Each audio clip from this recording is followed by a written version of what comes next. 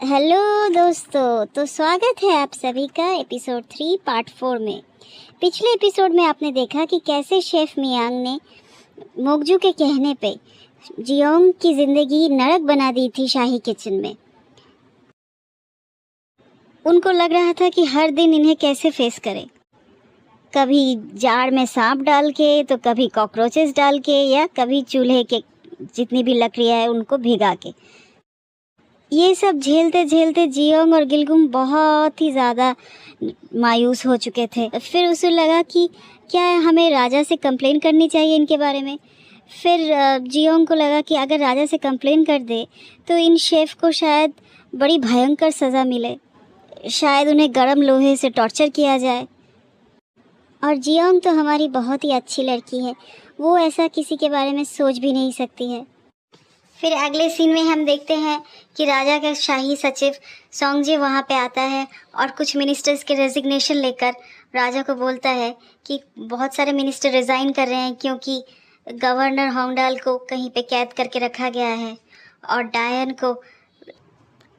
को मौत की सज़ा नहीं दी जा रही है। ये सुनकर राजा को बहुत गुस्सा आता है और वो कहता है कि किसे मौत की सज़ा देनी है, इसका हक सिर्फ राजा को है।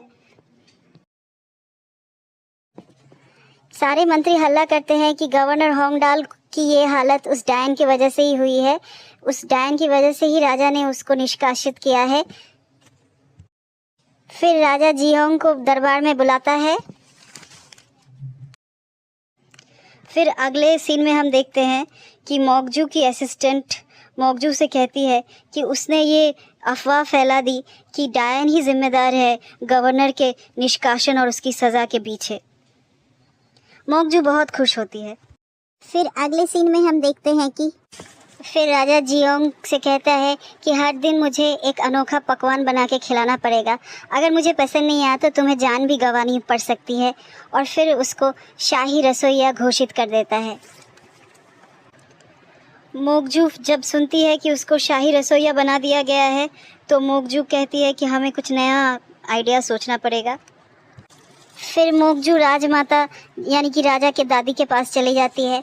वहाँ वो कहती है कि ये डायन जब राजा को मिली थी जंगल में तो राजा पे हमला हुआ था तीर से, ये डायन बहुत ही अशुभ है।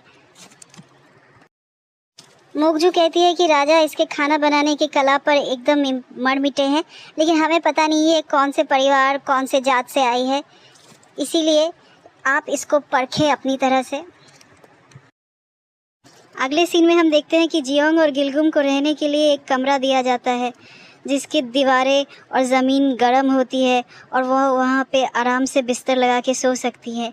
ये देख के जियोंग और गिलगुम की खुशी का ठिकाना नहीं रहता।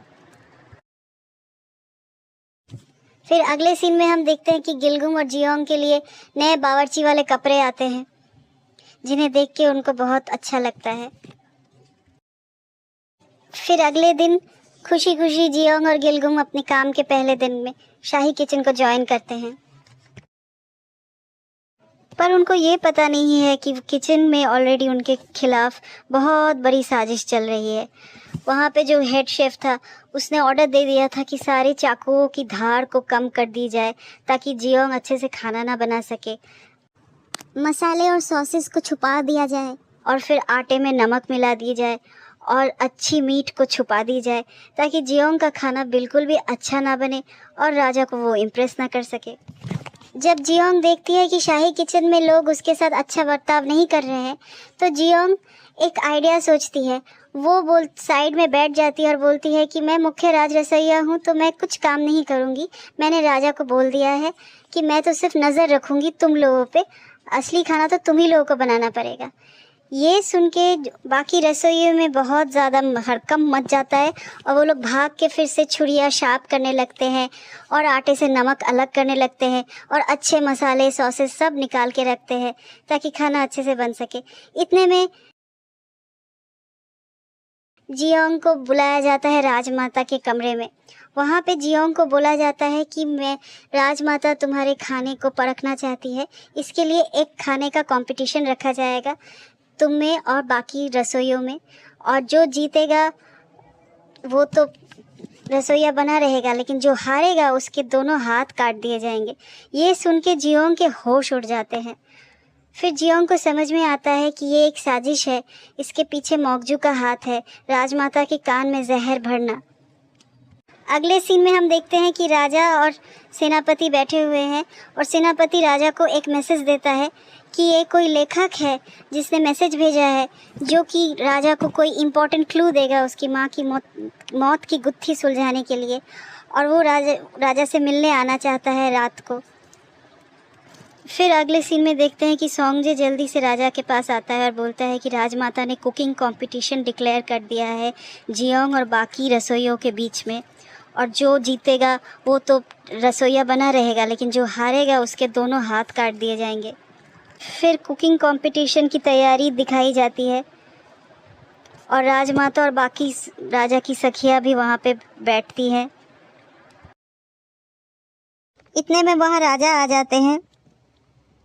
फिर राजा राजमाता से कहता है जो कंपटीशन में हारेगा उसके दोनों हाथ काट दिए जाएंगे। ये रूल सिर्फ जियोंग पे लागू नहीं होता बल्कि बाकी रसोइयों पर भी लागू होता है। इस पे राजमाता अपनी हामी नहीं भरती है, वो कहती है इसकी कोई ज़रूरत नहीं है, जो हारेगा उसके हाथ काटे जाएंगे और ये सिर्फ जियोंग पे लागू होता है। इस पर महाराज कहते हैं कि रूल्स एकदम सेम होने चाहिए सबके लिए। फिर अंत में राजमाता मान जाती है। फिर राजा जियोंग के लिए मन ही मन चिंता करता है कि जियोंग को मन ही मन बात बोलता है कि जियोंग तुम अपना बेस्ट दिखाना और इस कंपटीशन को जीतना हर हाल में। इसी के साथ एपिसोड 3 ख़त्म होता है। मिलते हैं अगले एपिसोड में।